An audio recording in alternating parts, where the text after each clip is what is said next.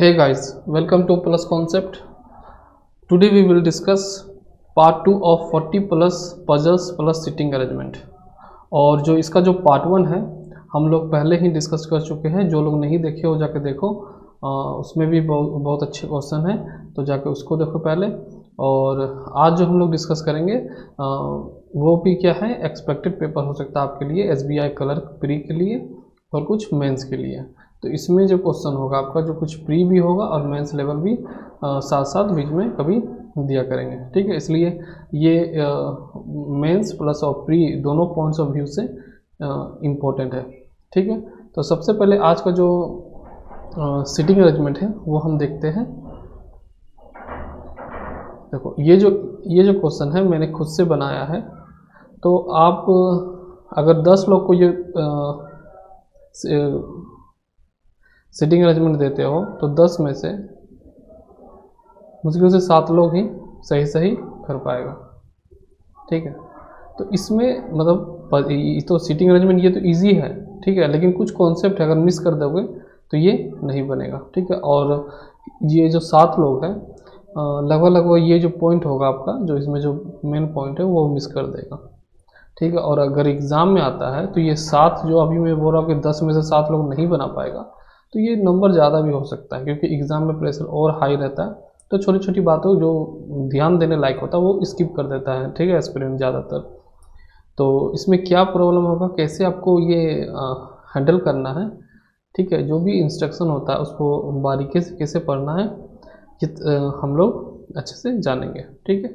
तो सबसे पहले क्या करना है आपको, जैसा कि मैंने पहले भी बोला कि जब भी मैं कोई पजल या सिटिंग अरेंजमेंट या फिर DI भी बताता हूँ तो सबसे पहले आपको वीडियो को पॉज कर देना है। उसके बाद आपको खुद से ट्राई करना है कि आपसे बन रहा है कहाँ पे। अगर बन गया तो ठीक है, और नहीं बनता है तो आपको देखना होगा, जब मैं बता दूंगा कि मैंने गलती कहाँ करा था, ठीक है। तो ये चीज़ आपको इस तरीके से देख के चलना है। सबसे पहले आप खुद बना के देखो, जहाँ गलती करते हो फिर वीडियो को देखो, तो आपको समझ में आ जाएगा ना कि आप कहाँ गलती कर रहे थे, क्या प्रॉब्लम था, आपका कॉन्सेप्ट कौन सा मतलब सही नहीं था जिसके कारण आपका गलती हो रहा था या फिर नहीं बन रहा था। तो ये तरीका आपको बहुत ज़्यादा हेल्प होगा। दूसरा बात ये है कि जैसे जैसे मैं बताता हूँ कि जैसे पजल रहा या फिर सिटिंग अरेंजमेंट रहा, तो आपको कैसे नोट डाउन करना है उस तरीके से आपको उसके अकॉर्डिंग करना है, ठीक। तो अब हम स्टार्ट करते हैं। तो वो डायरेक्शन में क्या दिया हुआ है कि 8 पर्सन है ABCD और PQRS, ठीक है मीटिंग इन 2020। ये सभी का जो मीटिंग होता है 2020 में होता है। All have meeting in different months of that year. और जो सभी का मीटिंग है 2020 में होता है। The months are Jan, Feb, March and June. जो सभी का जो मंथ है क्या होगा, जैन, फेब, मार्च और जून है। द मीटिंग्स आइदर ऑन 17 और 20। ये जो 17 और 20 मतलब ये जो तारीख दिया हुआ, मतलब डेट दिया हुआ, हर जनवरी में 17 आएगा, 20 आएगा, उसी तरीके से फरवरी में भी 17 आएगा, 20 आएगा। तो ये चीज़ यहाँ पे बोला है, ठीक है। अब बोलता है in each month only 2 person have meeting. मतलब हर एक मंथ में, जैसे जनवरी में है तो ओनली 2 पर्सन ही वहाँ पर रहेगा, ऐसा नहीं कि 3 रहे, ठीक है। The more information are given below. और जो इन्फॉर्मेशन आपका नीचे दिया गया है, ठीक है। तो सबसे पहले देखो यहाँ तक मुझे दिया गया है, तो सबसे पहले यहाँ क्या कर लो, आप एक टेबल बना लो यहाँ से, ठीक है। जनवरी, इसी तरीके से आपको एग्जाम में भी बनाना, फरवरी, मार्च और जून।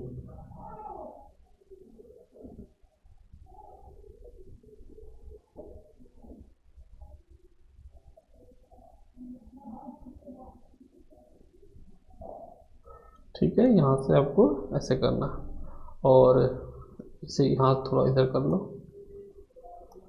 मार्च हो जाएगा। पूरा मार्च आपको लिखने का ज़रूरत नहीं है, या पूरा जनवरी आपको लिखने का ज़रूरत नहीं, बस शॉर्टकट लिख सकते हो जिससे आपका समझ में आए। अब इसमें से देखना है कि कौन सा मंथ जो है कितने डेज का है। तो जून जो होता है 30 का होता है, ठीक है। और बाकी जो जनवरी है 31, और जो मार्च है वो भी क्या होगा 31, और जो फरवरी है वो कितने का होगा 29। बस यही का कॉन्सेप्ट था आपका। ज़्यादातर यहाँ पे आप लोग 28 किए होंगे, ठीक है। 28 करके बनाने की कोशिश किए होंगे। लेकिन ये जो 2020 जो दिया गया है ये क्या है, लीप ईयर है। अब लीप ईयर कैसे पहचानते हैं कि जो भी ईयर 4 से डिवाइड हो जाए वो लीप ईयर होता है। ठीक है, अब जैसे कि मान लो एक एग्जांपल लेता हूँ 1700, ठीक है तो ये भी तो 4 से डिवाइड हो रहा है, पर ये लीप ईयर नहीं होगा, क्योंकि अगर लास्ट में अगर 0 रहे, 2 0 रहे, तब हम उसको 400 से यानी कि 400 से हम लोग डिवाइड करते हैं, और तब जब डिविजिबल हो जाए तब हम लोग कहते हैं कि लीप ईयर होगा। ठीक है, पर यहाँ पे तो लीप ईयर नहीं होगा। जैसे कि उसी तरीके के एग्जांपल है कि मान लो 1600 है, तब हम लोग 400 अगर डिवाइड करते हैं तो क्या होगा, 4 डिवाइड हो जाएगा यहाँ पे, तो ये जो होगा आपका ये होगा क्या, लीप ईयर हो जाएगा।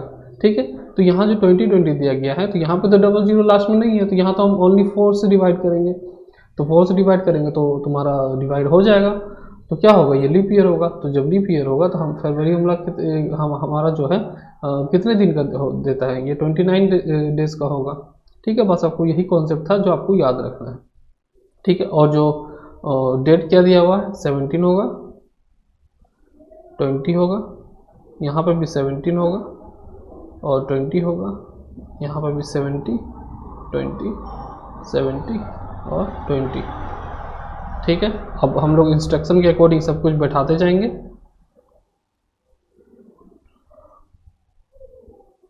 चलिए यहाँ तक हो गया, इसे मैं रफ कर देता हूँ।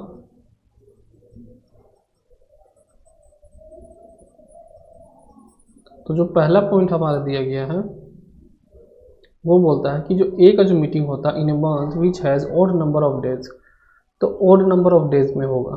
ठीक है, ए का जो मंथ मीटिंग होगा वो कब होगा, ऑड नंबर ऑफ डेज में होगा, और कौन होगा, and in odd number of date, मतलब ऑड मंथ्स में तो होता ही है, प्लस डेट भी जो होगा ए का वो क्या होगा, ऑड नंबर ऑफ डेट होगा। ठीक है, तो हम क्या कहाँ पे लिख सकते हैं, एक ए यहाँ पे आएगा आपका, और एक 29 में आएगा, और एक मार्च में भी आ सकता है। ठीक है, तो 3 पॉसिबिलिटी लेकर हम लोग यहाँ पे बनाएंगे। ठीक है, तो पहला तो जो ए आएगा यहाँ पे ए लिख लो, और इसका जो और डेट होगा तो ए यहाँ हो जाएगा, एक ए आपका यहाँ आ सकता है,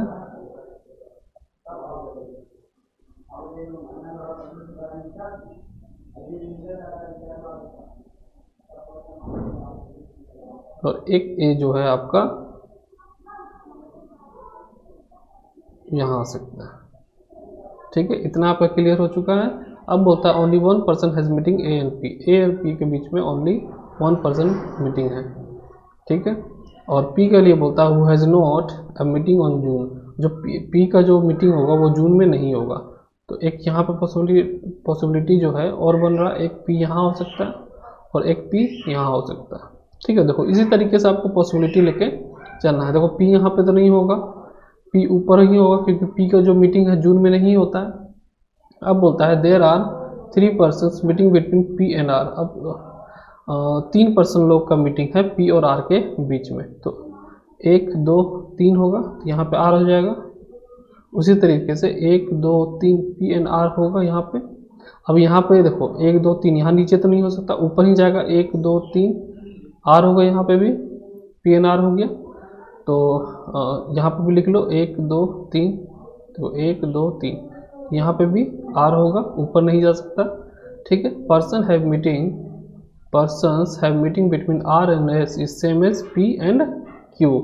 जो आर एस, देखो इस तरीके से आपको लिखना, जो आर एस के बीच में जितना मीटिंग है वो कितना ही सेम है पी और क्यू के बीच में जितने लोग का मीटिंग है, मतलब आर एस के बीच में जितना लोग का मीटिंग है उतना ही पी और क्यू के बीच में लोगों का मीटिंग है।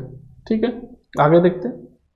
2 person have meeting between P and Q, 2 लोगों का मीटिंग है पी और क्यू के बीच में, तो 1 2 क्यू होगा यहाँ पे। उसी तरीके से यहाँ पे 1 2 क्यू यहाँ पे भी हो जाएगा। ए को थोड़ा इधर लिख लो। अब देखो पी 1 2 यहाँ पे क्यू हो सकता है या फिर यहाँ पे क्यू हो सकता है। ठीक है, अब यहाँ पे बोलता है कि क्यू का जो मीटिंग होगा आफ्टर ए होगा, तो जाहिर सी बात है यहाँ पे क्या होना चाहिए, 1 2 क्यू, इधर नहीं होगा क्योंकि क्यू फिर ए से पहले हो जाएगा, जो कि यहाँ पे स्टेटमेंट में ऐसा नहीं बोला है। ठीक है, यहाँ पे क्यू हो गया आपका, फिर यहाँ पे हो जाएगा 1 2 और क्यू यहाँ पे हो जाएगा। And more than 2 person seat between, देखो पी और क्यू के बीच में कितना है, 1 2 पर्सन है, और यहाँ पे भी 2 पर्सन है, यहाँ पे भी 2 पर्सन है। ठीक है, तो आर एस के बीच में भी जो पर्सन होगा जिसका मीटिंग होगा तो क्या होगा, 2 पर्सन होगा, तो 1 यहाँ हो जाएगा, 2 यहाँ हो जाएगा, तो एस का यहाँ हो जाएगा। उसी तरीके से एक तो एस यहाँ हो सकता है या फिर यहाँ हो सकता है, तो यहाँ पे देखो 1 2 एस लिख दो, और यहाँ पे क्या होगा 1 2 एस लिख दो। ठीक है, अभी ये लाइन को भी छोड़ दो, ये लाइन में हम लोग अभी श्योर नहीं है, यहाँ से फिर एक और पॉसिबिलिटी बन जाएगा। ठीक, तो अब क्या बोलता है यहाँ पे, ठीक है, and more than 2 person seat between Q and R, और जो क्यू और आर के बीच में जो पर्सन बैठता है वो 2 पर्सन से ज़्यादा है। तो क्यू आर देख लो, क्यू आर, तो ये वाला तो सेंटेंस आपका गलत चला गया, ये जो आपका जो सेंटेंस होगा ये तो कैंसिल हो गया, क्योंकि क्यू आर के बीच में 2 पर्सन से ज़्यादा लोग बैठा हुआ, ये भी कैंसिल हो जाएगा। ठीक है, यहाँ पे ये आपका रह गया, और ये जो है ये भी कैंसिल हो गया। देखो सब जो पॉसिबिलिटी मैंने लिया था वो कैंसिल हो गया, एक ही बचा है। ठीक है, तो अब आगे देखते हैं क्या बोला है कि देखो यहाँ पे देखो बी का जो मीटिंग है 2 months बिफोर सी, बी का जो मीटिंग होगा 2 मंथ पीछे है आपका सी से, और डी का जो मीटिंग है आफ्टर सी है, जो डी का जो मीटिंग होगा वो क्या होगा, आफ्टर सी। ठीक है, देखो जब आफ्टर सी रहा या फिर आफ्टर नॉर्मल दिया रहे, मतलब हम लोग को वहाँ पे सर्टेन नहीं है कि इमिडिएटली है, तो हम लोग इस तरीके से लिखते हैं। मान लो अगर ये देता कि सी इमीडिएटली बिफोर डी, तो हम लोग नॉर्मल इस तरीके से लिखते हैं, तो यहाँ पे हमको समझ में आ जैसे कि ये जो है इमीडिएटली। ठीक है, तो यहाँ पे कहता है कि जो डी होगा सी के बाद मीटिंग है उसका। ठीक, तो देखो यहाँ पे B is meeting 2 months before C, तो ये जो है हमारा, मान लो सी यहाँ पे देते तो 2 मंथ्स पहले क्या होगा, देखो 1 मंथ यहाँ पे होता। ठीक है, तो और सी यहाँ पे दूसरा मंथ होता, तब जाके तुम्हारा 2 मंथ बिफोर होता, तो जाहिर सी बात है सी मेरा यहाँ पे होगा,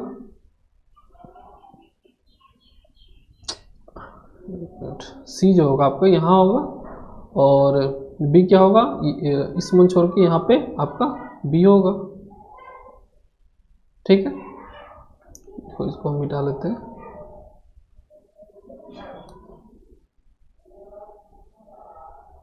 ठीक है ना, कहता है कि जो बी का जो आपका जो मीटिंग होगा 2 months बिफोर होगा सी से, तो ये चीज़ हो गया। यहाँ पे सी दो तो यहाँ पे 1 मंथ हो जाएगा आपका। ठीक है ना, यहाँ पे जो हम यहाँ देखो तो सी इसमें है मार्च में, तो जस्ट उसके ऊपर वाला इस तरीके से आपको समझना है। मान लो देखो यहाँ सी है, तो फरवरी में अगर मान लो बी देते तो क्या होगा, 1 मंथ पहले होता ना, तो बी एक और ऊपर होगा, मतलब जनवरी में होगा, तभी तो 2 मंथ बिफोर होगा। तो बी का जो मंथ होगा आपका क्या होगा, 2 मंथ बिफोर सी होगा। और यहाँ पे बोलता है डी इज मीटिंग आफ्टर सी, जो डी का जो मीटिंग होगा आफ्टर सी, तो डी यहाँ पे ही होगा। ठीक है, इस तरीके से आपका फाइनल अरेंजमेंट जो है वो आ गया। देखो इसमें क्या ध्यान देना था, वहाँ जो आपका फरवरी है, ठीक है, तो यहाँ पे लोग ज़्यादातर आप देखोगे कि 28 लेके बनाएगा। ठीक है ना, तो आपको ये चीज़ आपको ध्यान रखना है, जब आप डायरेक्शन पढ़ते हो तो आपको मेन चीज़ याद रखना होता है कि क्या जो छोटा छोटा पॉइंट है आपको उसको मिस मत कर दिया करो। ठीक है, तो यहाँ पे क्या है, लीप ईयर का कॉन्सेप्ट है, तो 29 डेज भी हम लोग लेके हम लोग चलेंगे। ठीक है, तो इसके रिलेटेड क्वेश्चन 2 ही लिया मैंने। वैसे अगर प्री में आता है तो आपको 5 क्वेश्चन देखने को मिलेंगे, तो मैंने 2 ही लिया है क्योंकि वीडियो लंबा करने से कोई फ़ायदा तो नहीं है। बाकी जब ये आ गया तो इसमें जितने भी सारे क्वेश्चन होंगे वो तो आराम से कर पाओगे। ठीक है, तो इसी वजह से क्वेश्चन लेने का कोई फ़ायदा बनता नहीं है। ठीक, तो ए यहाँ पे बोलता है A has a meeting in which month, A का जो मीटिंग है कौन से मंथ में है, फरवरी में है। ठीक है, अब बोलता है how many person have meeting between R and P, और आर एंड पी के बीच में कितने पर्सन का मीटिंग है, तो 1 2 3 लोगों का मीटिंग है, तो यहाँ पे भी 3 हो जाएगा। अब नेक्स्ट क्वेश्चन देखते हैं। अब देखो यहाँ डायरेक्शन क्या दिया है कि 8 फ्रेंड्स है, प्रतीक, रहीम, तुषार, उदय, जीमन, यादव, वाफिक और जहीर। ठीक है, सभी का जो बर्थडे है आइदर 17 और 28 को है, और जो कि 4 मंथ में है आपका, मंथ्स क्या है, मई जून जुलाई एंड सितंबर, ठीक है। और कहता है कि जो जीमोन का जो आपका बर्थडे है वो या तो 17 को होगा, या 17 होगा और किसी 31 वाले दिन होगा, ठीक है। तो सबसे पहले इसके लिए भी हम लोग एक टेबल बना लेंगे, ठीक है। तो सबसे पहले यहाँ बना लेते हैं, मई होगा, यहाँ जून होगा, जुलाई हो सकता है और सितंबर होगा, ठीक है। सभी में जो डेट है वो 2 है, तो वो भी हम लोग लिख लेंगे। डेट क्या होगा, एक तो 17 होगा और दूसरा क्या होगा 28 होगा। तो मई में क्या होगा 17 और यहाँ पे भी 28, उसी तरीके से यहाँ पे 17 और 28, 17 एंड 28। इस तरीके से आपको टेबल बनाने में बहुत ज़्यादा आसान होता है। एक तरीका और है टेबल बनाने का, पर वो मैं प्रेफर नहीं करूँगा कि वो बनाओ, ये वाला तरीका से बनाओ, बहुत ज़्यादा हेल्प होगा आपको, ठीक है। जीमन का जो बर्थडे है कब है, 17 को है, किस कौन सा मंथ में, 30 है। तो 31 का डेज कौन होगा, ये होगा, और 31 का कौन सा होगा आपका, जुलाई होगा, और जो 30 का होगा ये आपका ये होगा, एक ये होगा। तो जीमन को बर्थडे है 17 को, कौन से मंथ में, जो कि 31 दिन का है आपका। तो जीमन को सिर्फ एक्स आई से लिखते हैं, पूरा लिखने की ज़रूरत नहीं है। एक तो यहाँ पे हो जाएगा और दूसरा पॉसिबिलिटी क्या बनेगा, एक यहाँ पे बनेगा। अब बोलता है only 1 person has birthday before Rahim. Rahim के जो पहले जिसका बर्थडे ओनली 1 पर्सन होगा, तो रहीम का यहाँ लिख देते हैं RAH करके, तो यहाँ पे भी रहीम हो जाएगा। अब बोलता है number of person have birthday between Rahim and Uday. देखो रहीम और उदय के बीच में जितना लोगों का बर्थडे है वो एक, यहाँ पे देखो 1 more than the number of person birthday between Rahim and Jiman. Rahim और जीमन के बीच में जितना है उससे एक ज़्यादा है रहीम और उदय के बीच में, ठीक है।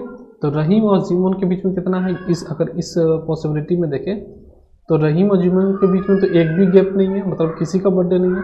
तो जो रहीम और उदय के बीच में जो बर्थडे होगा वो एक का होगा, क्योंकि 1 मोर ज़्यादा है किसके बीच में, रहीम और उदय के बीच में। तो उदय यहाँ पे होगा, उदय यहाँ लिख दो।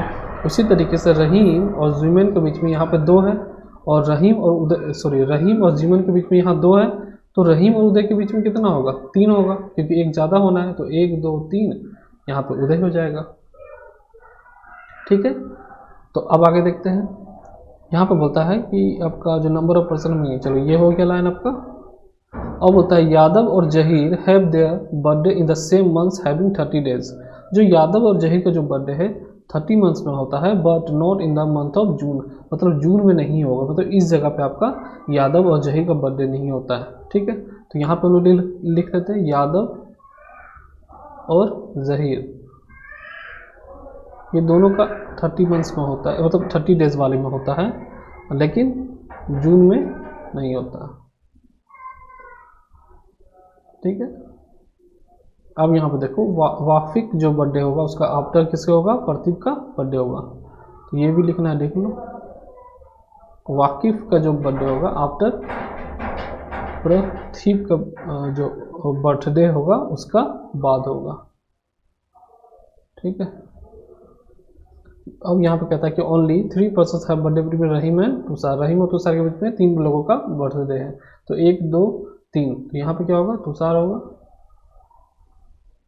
उसी तरह से 1 2 3, तो यहाँ तो तुषार होगा नहीं, तो ये वाला जो मेरा पॉसिबिलिटी जो मैंने लिया था वो क्या होगा, कैंसिल हो जाएगा, राइट।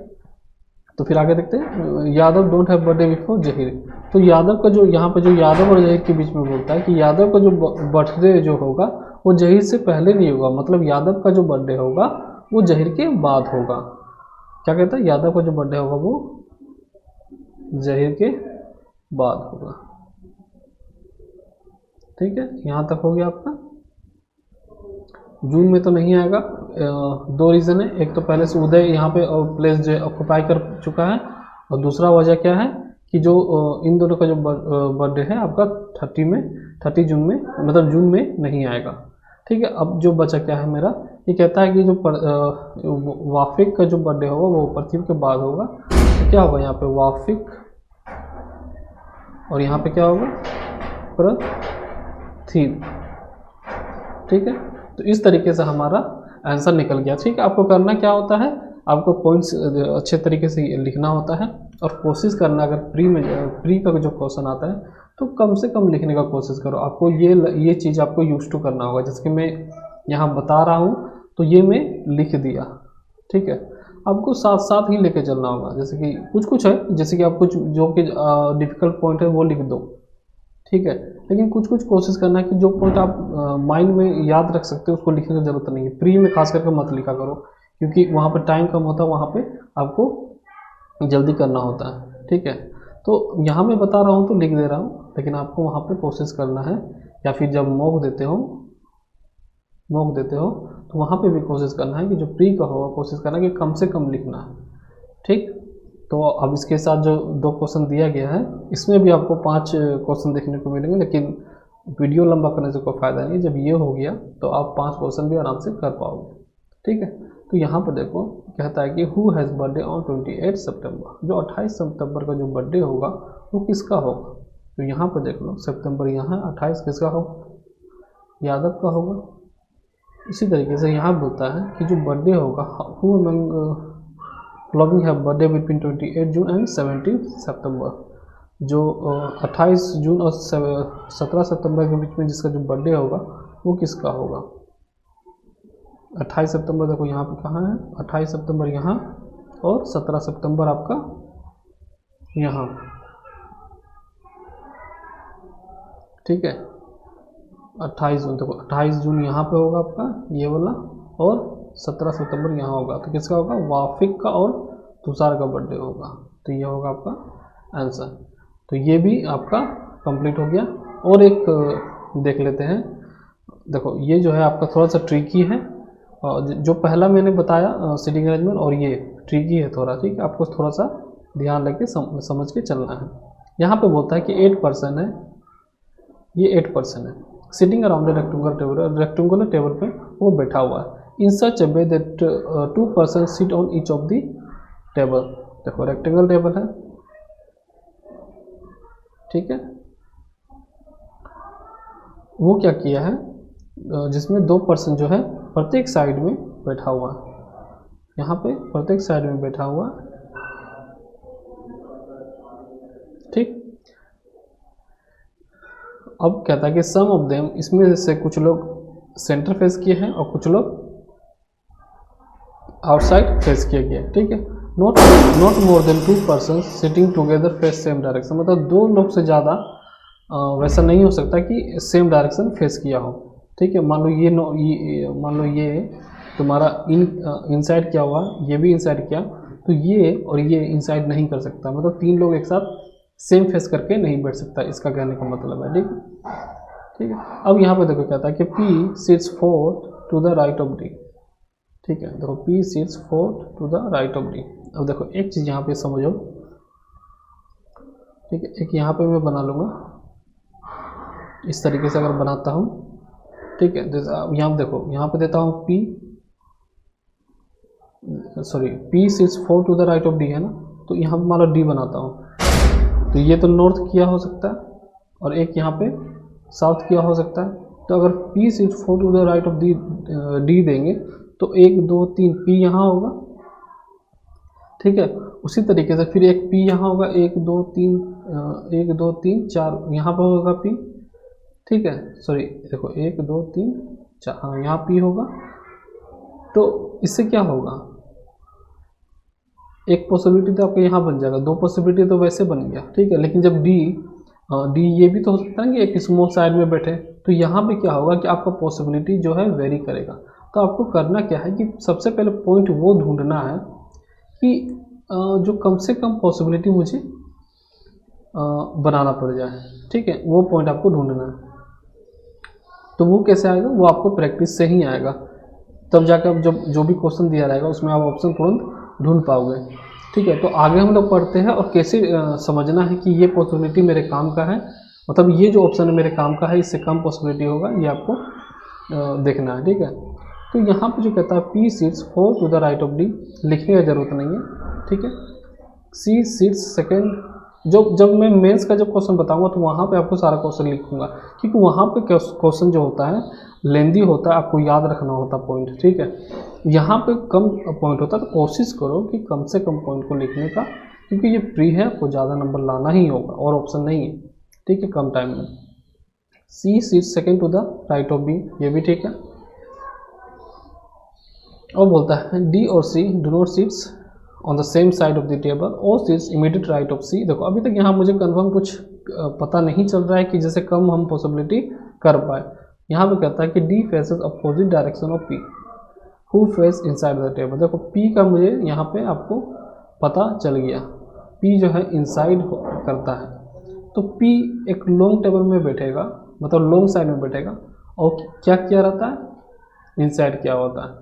अब एक पॉसिबिलिटी हो गया, P यहाँ पे बैठेगा, वो फेस किधर किया रहता है, इनसाइड तो किया रहता है, लेकिन स्मॉल साइड में बैठता है। तो देखो यहाँ पे 2 पॉसिबिलिटी हो रहा है, लेकिन यहाँ पे हम 4 और यहाँ पे क्या हो रहा था, 4 पॉसिबिलिटी हो जा रहा था।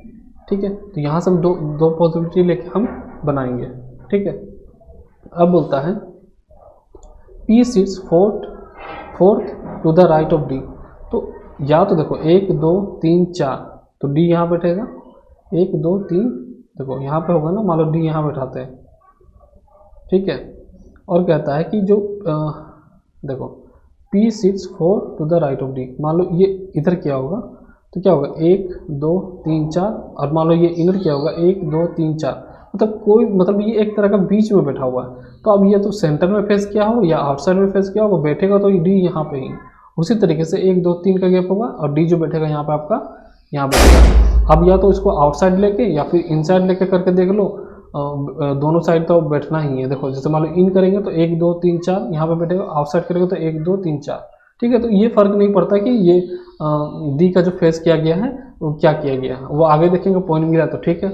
ठीक है, तो यहाँ पे एक पॉइंट दिया गया कि D faces opposite direction of P, जो D का जो फेस किया गया अपोजिट डायरेक्शन है P के साथ, तो P इनसाइड है तो ये क्या होगा, आउटसाइड होगा, और यहाँ पे क्या इनसाइड है तो ये भी क्या होगा, आउटसाइड होगा।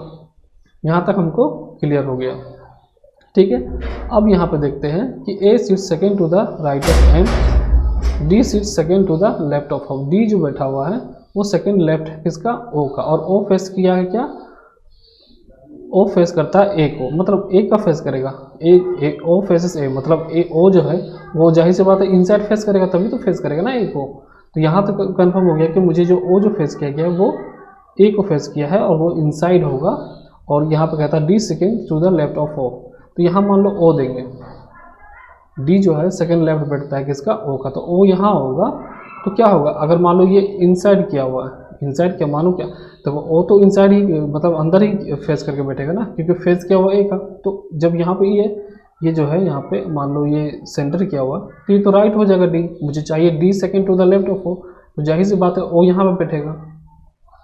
ठीक है, और फेस कहाँ किया गया है, इनसाइड फेस किया गया है, तभी तो ये A को फेस करेगा, O फेसेस A।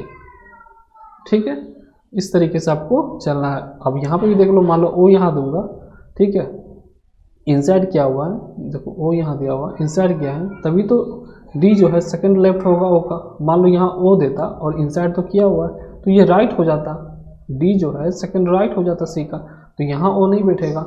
ठीक है, तो इस तरीके से आपको लेके चलना है, और O किसको फेस किया गया है, A को फेस किया है। ठीक है, यहाँ तक मेरा क्लियर हो गया। अब यहाँ देखो A जो है second to the right of M, A जो है देखो किस तरीके से मैं ढूंढ रहा हूँ, इसी में आपको ढूंढना है, कम से कम आपको लिखने का कोशिश करना है। ठीक, और ये जब प्रैक्टिस करोगे तो ये हो जाएगा, मैं ऐसे ही हवा में नहीं बात कर रहा हूँ। ठीक है, तो अब देखो ये बोलता है कि A seats second to the right of M, और बोलता है कि जो D second to the left of O है, और D जो है वो इमीडिएट नेबर नहीं है M का, जो D जो है यहाँ पे M नहीं होगा, D जो होगा यहाँ M का नेबर नहीं होगा। ठीक है, और बोलता है A seats second to the right of M, तो M तो यहाँ नहीं होगा, M होगा, और किधर फेस किया होगा, M जो है जो आपका इनर साइड फेस क्या होगा, देखो दोनों क्या है, आपका इनसाइड है, तो जाहिर सी बात है ये और ये इनसाइड नहीं हो सकता, क्योंकि दो से ज़्यादा लोग एक फेस करके नहीं बैठ सकता, तो क्या होगा, ये आउटसाइड होगा, ये आउटसाइड होगा। तो देखो यहाँ पे भी क्या बोला है कि ए जो है second to the right of M है, तो यहाँ पे एम नहीं होगा, तो क्या होगा, एम यहाँ पे होगा, और सेकंड राइट है तो एम होगा, सॉरी सेकंड राइट है ना एम का, तो ये इनसाइड करेगा, यहाँ करेगा, ये इनसाइड फेस करेगा, ठीक है।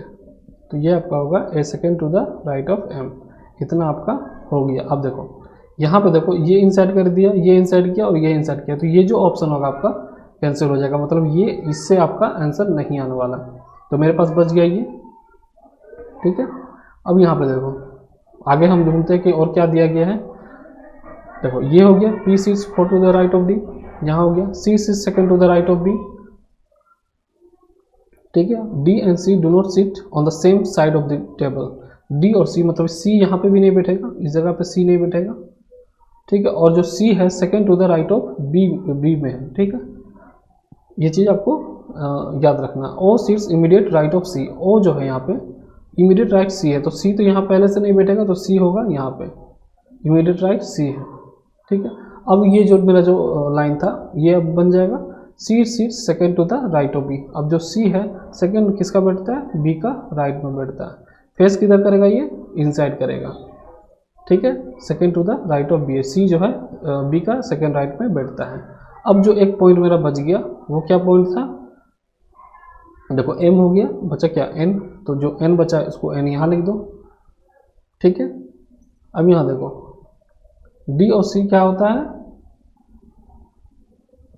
सेम साइड में नहीं बैठता, तो सी तो यहाँ नहीं बैठा, ठीक है। सारा मेरा जो आपका जो स्टेटमेंट था वो फुलफिल कर गया, लेकिन एक चीज़ अभी भी बचा हुआ है कि जो ए का जो फेस है वो मुझे अभी तक पता नहीं है, ठीक है। तो वो जो हमारा जो स्टेटमेंट था, देखो यहाँ पे not more than 2 persons sitting together face direction, ठीक है, सेम डायरेक्शन, तो ये काम आएगा। देखो इनसाइड इनसाइड है तो ये आउटसाइड हो गया, है ना। तो जब ये हम आउटसाइड लेंगे इसको, तो ये तीनों आउटसाइड होगा, जो कि गलत हो जाएगा, तो क्या होगा, जाहिर सी बात है ये इनसाइड होगा। अब देखो हमारा सारा जो आपका जो पॉइंट्स था वो सेटिस्फाइड कर गया, ठीक है। जो हमारा जो फाइनल आंसर होगा क्या होगा, ये आपका फाइनल आंसर होगा। तो अब हम इसके अकॉर्डिंग क्वेश्चन कर लेते हैं। तो यहाँ पे बोलता है कि how many persons are sitting between P and A when counted from left of A, P और ए के बीच में कितने लोग बैठते हैं अगर हम लोग काउंट करते हैं ए के लेफ्ट से। तो ए का लेफ्ट है क्या होगा, यहाँ इस साइड से होगा, तो कितने लोग हैं, 1 2, तो कितना लोग होगा यहाँ पे 2 आंसर होगा आपका। फिर बोलता है who sits immediate right of C, C की इमीडिएट राइट में कौन बैठता है, कौन है, ओ, तो आपका ये आंसर हो जाएगा। तो आपको इस तरीके से बनाना है, कोशिश करना है कि आपको कम से कम लिखने का ज़रूरत पड़े।